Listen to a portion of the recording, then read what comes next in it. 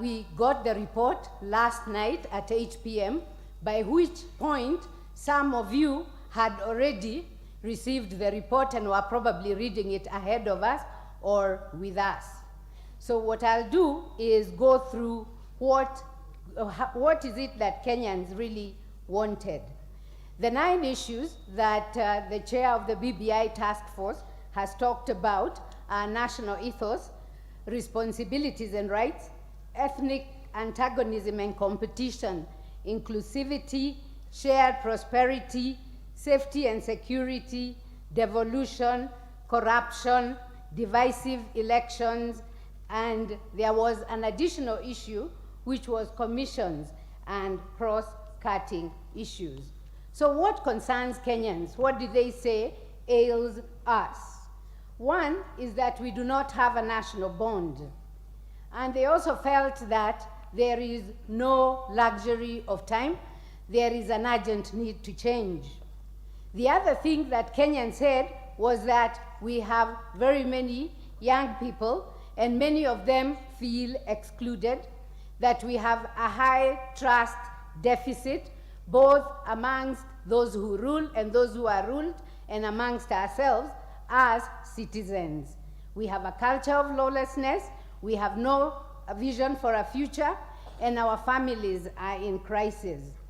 Another thing that Kenyans said was that we focus unduly on sharing the national cake, but we do not concern ourselves as much with how to bake a bigger cake. There was also the view that we have a leadership crisis in this country, that public servants are not servants, they act as bosses, that we have insensitivity to people who live with disabilities or who are not like ourselves, and that we also have an attitude and behavior problem. We sweep our injustices under the carpet. That's why we're always talking about historical injustices. People do not feel safe in this country. They do not feel safe and secure. And therefore, we need a national, all-inclusive and encompassing conversation. With regard to the issue of national ethos, we got straight from the report this statement: kusema ukweli, sisi ni kama tumepotea sana. Sababu moja ni vile tumekosa zile sheria za mila zetu na desturi. And I think again, as the Swahili say, wakosa mila ni watumwa. There is a clash between what we adopted as modern ways and our traditions. We have a culture of sloganeering, but we don't seem convinced and we don't act. And it is now time to take stock of our history and our histories so that we know who we are. We need to develop a national vision beyond the electoral cycle of 5 years. And we also need tujivunie kuwa wa Africa and be comfortable in our African skins. We must, in this regard, protect our cultural heritage, and it was proposed that we rename 26th of December, which is currently called Boxing Day, to National Culture Day. There was also the proposal that we need a deepened focus on ethics, and that we need to develop a national volunteers network and establish an ethics commission quite apart from the ethics and anti-corruption commission, so that we have a positive way of addressing the integrity deficit. We need to develop and implement enforcement mechanisms for Chapter 6 of our Constitution, which deals with leadership and integrity. On the issue of responsibilities and rights, again, it was felt that many of us deal a lot with haki yetu, but we don't look at jukumu letu. We look at rights but not responsibilities. So we need to have sustained civic education on responsibilities, rights, and interlinkages. And as public servants, we should lead from the front. We should be compelled to use the services that we manage, so that myself, as a person who teaches in a public university, should not have my child going to study law in another university, because if I'm a leading professor for other people's children, I should be for my children. The same thing with education. That we should have an interministerial task force to deal with parenting, and this should not just be at the government level. We need to involve cultural and religious institutions. We need to have ethics and accountability training in all workplaces, and have Kenyans between 18 and 26 undertake 6 months voluntary national service, as they do. They do this in countries like Israel and the Netherlands. The next issue, Your Excellency, sir, is shared responsibility. And here, the key challenges are extreme income inequality. There is also the issue of unemployment and underemployment, especially of our youth. There is the problem of rent seeking, and this has impacts on our agriculture and livestock production, among other sectors. We have a lot of poverty.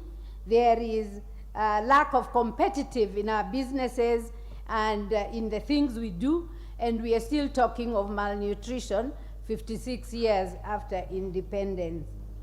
So we need a new economic paradigm for prosperity and to create jobs. One, by promoting and incentivizing or providing ways for people to invest locally and diaspora.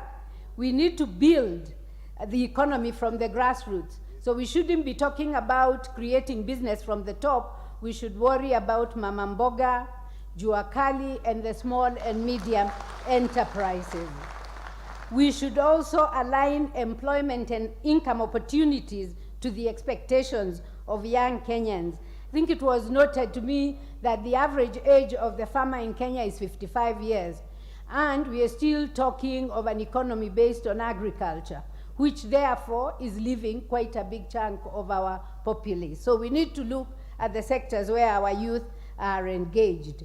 We need to encourage a national savings culture and also protect inventions by Kenyans, our traditional knowledge, and our cultural expressions, which also feeds into our building who we are as Kenyans.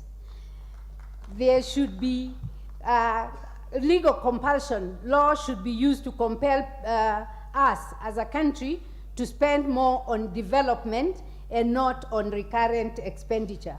And it was proposed that we should have 70% on development and only 30% on recurrent expenditure. We should broaden our tax base also and provide tax incentives for youth-based businesses, such as giving them tax holidays for a number of years to enable them to establish themselves. The last issue that I'll address, Your Excellency, the President, is corruption. Corruption and abuse of public trust are everywhere. I dare say corruption and abuse of trust are everywhere. It's not just public. Citizens celebrate corruption despite its negative effects on them, and we cheerlead people we know are corrupt and even envy and would want to be like them. The fight against corruption, Your Excellency, the Kenyan said, is ineffective, and Chapter 6 of the Constitution, 10 years later, has not been implemented. Cartels are in all sectors. The economy is captured and it is rigged from the beginning. So what do? We need to give incentives to whistleblowers. And an example was given that if there are proceeds from prosecutions for corruption, we should give 5% to whistleblowers so that they can engage in this activity.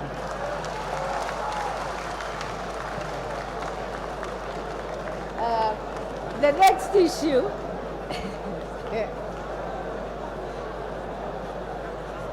The next issue, order. Order. The next issue, Mr. President, is that there are certain people who it's going to be difficult to prosecute. And these include lawyers like myself, judges, and legislators. And here, it was proposed that we should conduct anti-corruption sting campaigns. We should punish facilitators of money laundering and tax evasions in banks and also in the private sector. And also, to destroy cartels, we need to use intelligence-led evidence to gather evidence and prosecute these actors in the cartels. Public officers should not do business with the government, Mr. President. So the Ndegwa report that allowed public servants to do business with government should actually be now thrown out, as it is not serving our country. We should make wealth declaration forms public, and leaders should assume political responsibility and resign for negligence and poor action that leads to disasters. So we shouldn't have the culture of saying, I will resign when I am dead. Basically, find me guilty. Just honor should let us step aside. We should ensure 100% digitization of government services, and we should also increase public confidence in our judiciary. Again, we are coming from a point where before the Constitution there was very low levels of confidence in the judiciary. We need to enhance this by enhancing the capacity of the Judiciary Ombudsperson and empowering the Judicial Service Commission to deal with disciplinary cases of judges that do not warrant removal. We need to strengthen the Office of the Controller of Budget, and this is the capacity to detect and respond to misappropriation, wastage, and illegal processes.